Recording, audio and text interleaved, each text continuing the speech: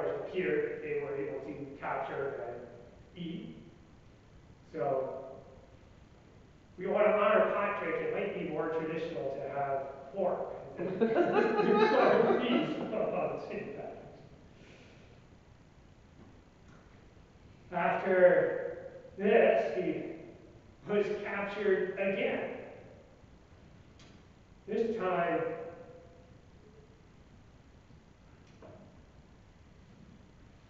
months.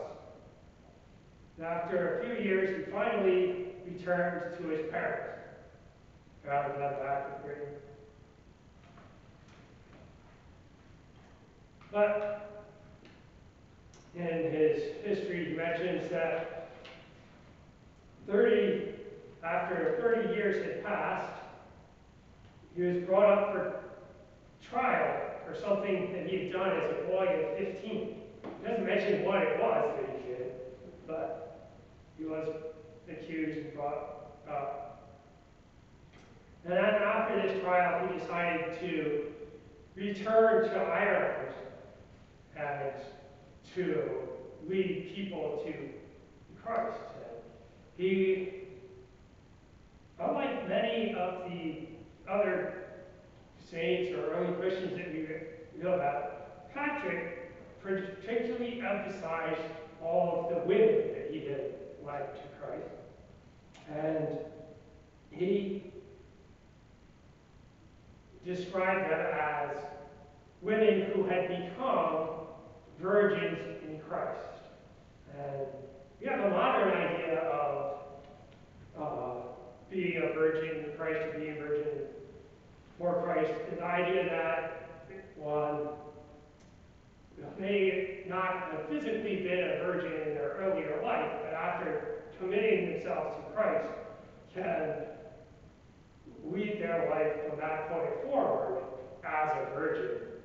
And it's not clear whether Patrick has exactly the same idea in mind or something similar, but it certainly seems like it was a man that was very much in favor of women being part of the Christian community and being held in an honored position.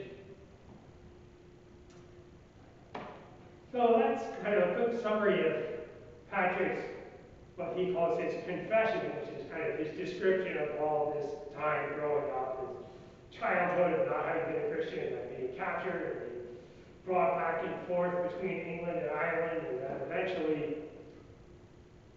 coming back to Ireland and leading thousands of people to become Christian. There's one other writing of Patrick's. This is another primary source we have. It's his letter to Coronicus. Coronicus is basically a general, a leader of war. And the letter, although it's known as the letter to Coronicus, is addressed to all of the soldiers of Coronicus.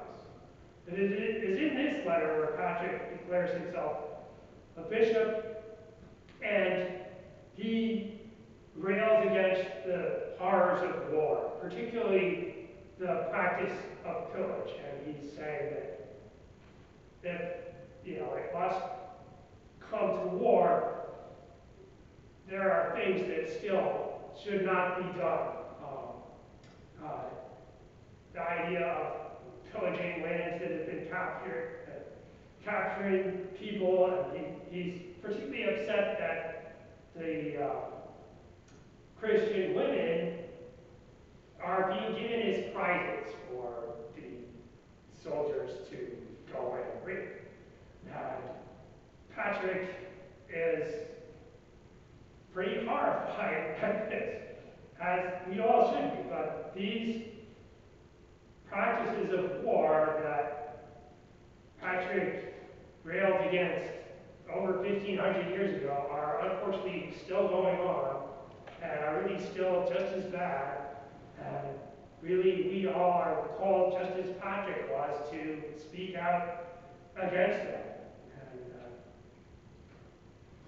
And so I think in many ways, our being sort of a social justice church has a clear tie to Patrick's own ideas of social justice, speaking against war and speaking up for the rights of women and for everyone to be able to live their own life and not be captured or treated as slaves or prizes to be given out to the victors in war.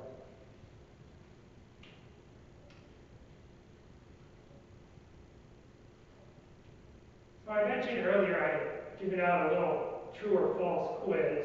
Now not all of you are on my list, so I'll go over that now and discuss briefly the answers.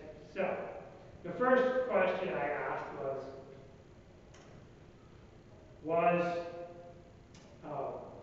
St. Patrick was Irish. Is that a true or a false statement? False, not after the story you just told. Although it could be considered, he did spend a long amount of time living in Ireland. And he was captured by pirates. Was anyone paying attention? Yes.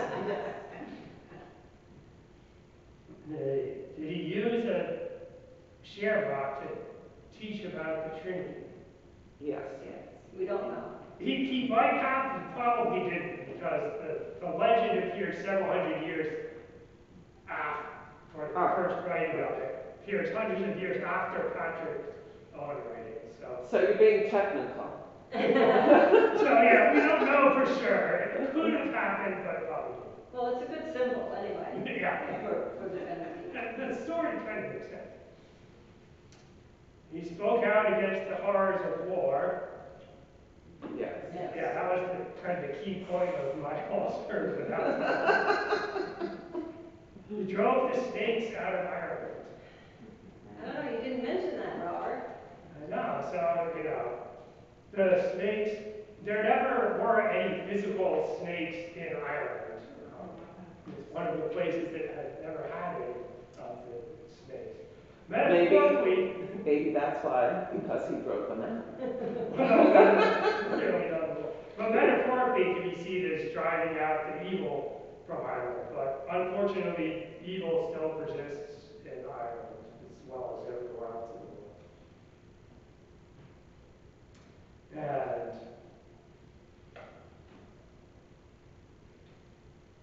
he stood up for women's rights. Yeah, well, that's pretty interesting. Yes. Did he drink green beer? I hope not. It's much more likely to drink red wine, but it's theoretically possible that the green is a fairly easy color to make. You can get it from like grass or spinach and things. But there's absolutely no indication that this happens, so probably not. And my last true or false question was, did Patrick live in slavery? Yes. And he did it several times after the pirates captured him and sold him into slavery. So he lived there as a slave. And then in Tim Brown's reply, Tim said he asked one more true or false question, and that is, was St. Patrick Roman Catholic?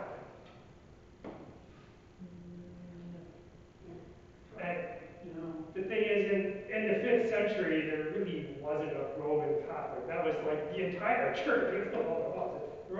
The Protestants sort of broke off from it later. But the church that Patrick established kind of grew into sort of the Celtic Christian tradition and really did not have much of anything to do with Roman Catholicism. So there's some interesting information about St. Patrick. And for our final hymn, we'll sing, "In Christ There Is No East or West." Most recently we sang 394, but most of us know better the version of 395, which we'll sing today.